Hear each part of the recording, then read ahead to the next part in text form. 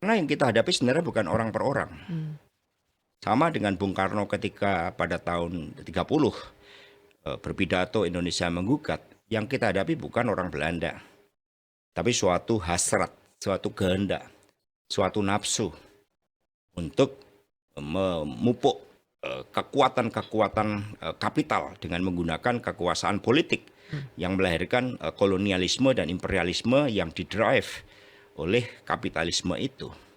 Ini juga sama, karena seluruh akar persoalan ini karena perpanjangan jabatan 3 periode yang karena Ibu Mega PDI Perjuangan menjaga konstitusi, taat pada konstitusi, akhirnya itu tidak bisa kita penuhi. Karena buat kami konstitusi itu adalah suatu landasan pokok di dalam mewujudkan supremasi hukum. Apalagi kalau saya mendengar dari Prof. Yusril.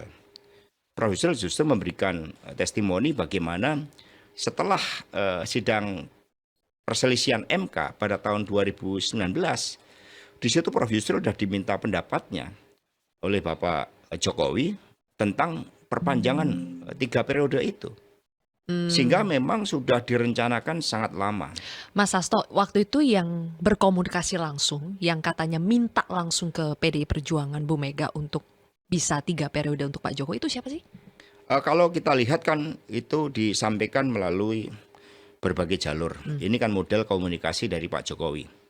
Ketika Pak Jokowi merekomendasikan Mas Ganjar, itu setidaknya saya hitung ada 21 orang ya jalur yang dipergunakan oleh Pak Jokowi untuk membujuk Ibu Megawati Soekarno Putri dengan Itu waktu itu alasan masih mengendorse Mas Ganjar ya? Ganjar, Oke. elektoral Ganjar, kemudian pengalamannya dan sebagainya. Pak Jokowi nggak pernah ngomong langsung ke Ibu?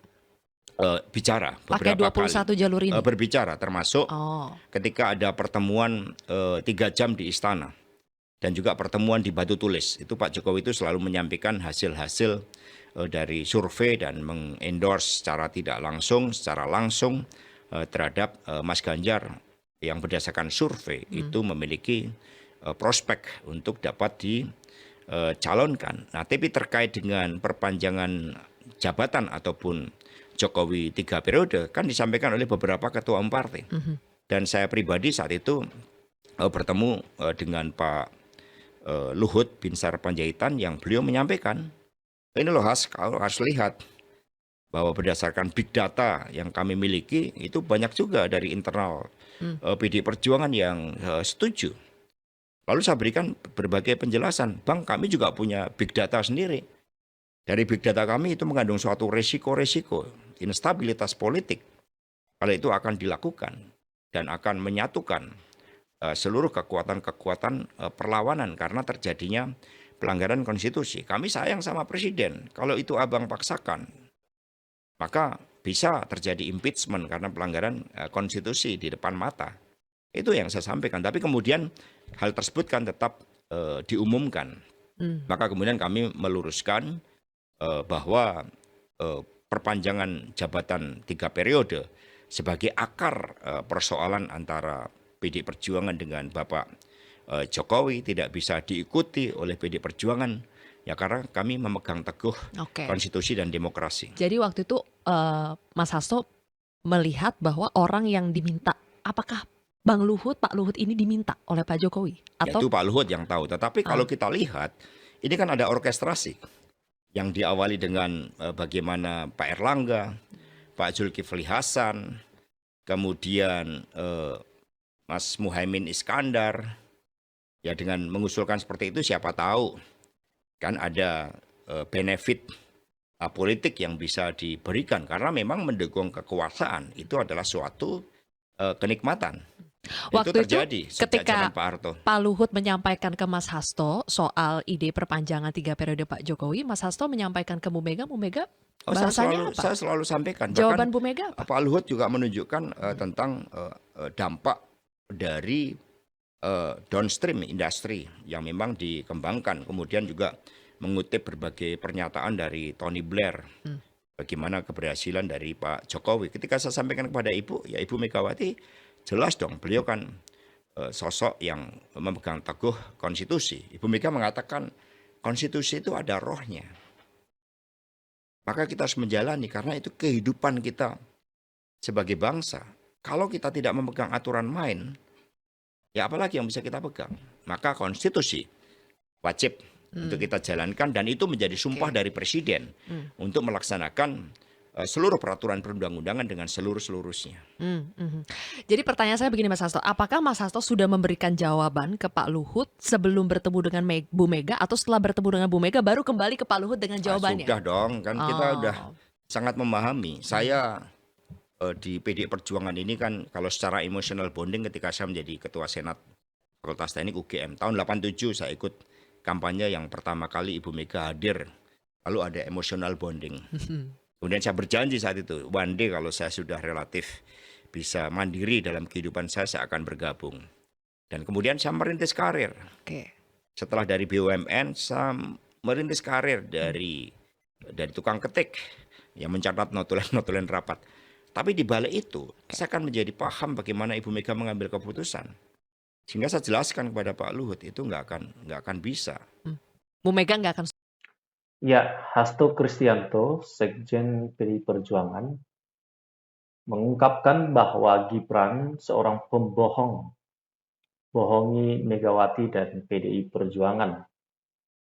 Apa alasan Hasto mengatakan hal yang demikian? Tentu tidak sembarangan seorang Sekjen, Sekretaris Jenderal partai terbesar di Indonesia, mengeluarkan sebuah statement dan juga kata-kata dengan sembarangan. Tentu tidak ya. Partai Demokrasi Indonesia Perjuangan PDI Perjuangan tampak sangat kecewa dengan sikap calon wakil presiden nomor urut 2, Gibran Rakabuming Raka. Bahkan PDI Perjuangan menyebut putra sulung Presiden Joko Widodo itu sebagai pembohong. Ya. Gibran disebut sebagai penipu kader hingga ketua PDI Perjuangan. Megawati Soekarno Putri bahkan tidak akan maju pada Pilpres 2024. Saya berikan sedikit catatan ya teman-teman. Bahkan seperti Adian Napitupulu dibohongi juga atau ditipu oleh Joko Widodo ketika Adian Napitupulu mengatakan sampai dia mengejar Pak Jokowi untuk menanyakan siapa yang akan kita dukung dan Jokowi mengatakan bahwa Ganjar. Kemudian juga kepada Denny Siregar ya, Jokowi menyampaikan bahwa Ganjar Pranowo. Namun pada kenyataannya ya itulah suatu kebohongan yang dibangun sampai anaknya juga pasti ikut-ikutan ya. Dan pada akhirnya Gibran dicalonkan sebagai calon wakil presiden yang pada awalnya ketika isu ini dihembuskan di luar, Jokowi juga mengatakan bahwa tidak mungkin lah baru umur di bawah 40, kemudian juga pengalaman baru 2 tahun, ya tidak mungkin akan mencalonkan diri sebagai wakil presiden. Tapi kenyataannya dia memberikan restu dan melakukan sebuah tindakan yang luar biasa mengkhianati Megawati Soekarno Putri dan PDI Perjuangan. Ya, pada 2 Mei 2023 ketika kami melakukan klarifikasi terhadap Mas Gibran, apakah mau maju atau tidak sebagai cawapres. Lalu Mas Gibran menegaskan di depan saya dan Pak Komarudin Watubun, Ketua DPP PDI Perjuangan Bidang Kehormatan, bahwa tidak akan berproses ke sana karena lahir dan dibesarkan di PDI Perjuangan dan kemudian tahu bahwa bapak saya tahu depan akan habis, ya bapak saya tahun depan habis kalau saya tidak berlabuh ke PDI Perjuangan, saya kemana lagi? Nah ini suatu kebohongan, ucap Sekjen PDI Perjuangan Hasto Kristianto kepada wartawan di Posko Cemara 19 Menteng, Jakarta Pusat, ya 1 April 2024. Hal yang lebih parah lagi, Hasto Gibran telah membohongi Megawati Soekarno Putri selaku pucuk pimpinan PDI Perjuangan terkait pencalonannya sebagai cawapres pada 25 Oktober 2023 lalu. Kemudian ketika awal Agustus didapat di dalam rapat konsolidasi seluruh kepala daerah, Ibu Mega ya juga bertanya hal yang sama dan dijawab di hadapan seluruh kepala daerah bahwa Mas Gibran tidak akan maju. Ya.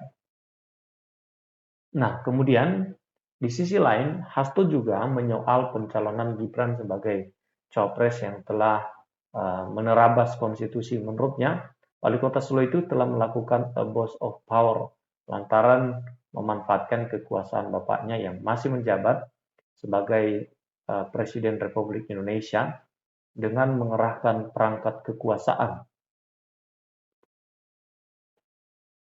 Nah, kalau ini kemudian prosesnya berjalan normal, demokratis, itu mungkin rakyat bisa melihat adanya kebenaran. Tapi inilah kemudian yang mendasari abuse of power dari penyelenggaraan kekuasaan negara, sumber-sumber daya negara, alat-alat negara. Inilah yang dipersoalkan oleh PDI Perjuangan, tegasnya. Menurut Hasto, jika Gibran menjadi salah satu kader yang berkhianat kepada partai, masih bisa dianggap sebagai hal yang biasa karena menjadi bagian dari dinamika organisasi. Tapi ketika berkhianat kepada konstitusi, pada demokrasi yang berkeadilan rakyat, apalagi nilai-nilai kejujuran seorang pemimpin itu dikorbankan. Maka ini menjadi suatu persoalan yang sangat serius bagi kita sebagai bangsa, ya. Dan dia bukan orang main-main yang dia jabat sebagai wakil presiden. Ya, kalau wakil presiden itu dilahirkan dari sebuah pelanggaran dan pembohongan kepada publik, tentu bangsa ini akan dibawa kemana gitu kan. Nah, artinya bahwa Gibran seharusnya sebenarnya mundur saja gitu kan, untuk bangsa dan negara kita berkorbanlah, ya kan? Itu, atau mungkin nanti di keputusan MK kita akan tunggu itu seperti apa ya. Ketika awal Agustus di dalam rapat konsolidasi seluruh kepala daerah, Ibu Megawati Soekarno Putri juga bertanya hal yang sama dan dijawab di hadapan seluruh kepala daerah bahwa Mas Gibran tidak akan maju karena ini penting, ya, jawaban kader PDI Perjuangan. Jadi makanya sudah dipercayakan oleh Ibu Megawati, ya kan, sangat percaya kepada kader-kadernya, apalagi kan ini kader partai yang sedang menjabat sebagai wali kota di Solo, ya. Hanya karena dia seorang anak presiden, jadi dia bisa lolos menjadi calon wakil presiden di kubu 02, ya. Oke teman-teman, bagaimana tanggapan Anda terkait dengan apa yang sedang terjadi? Tulis di kolom komentar ya, tanggapan Anda seperti apa.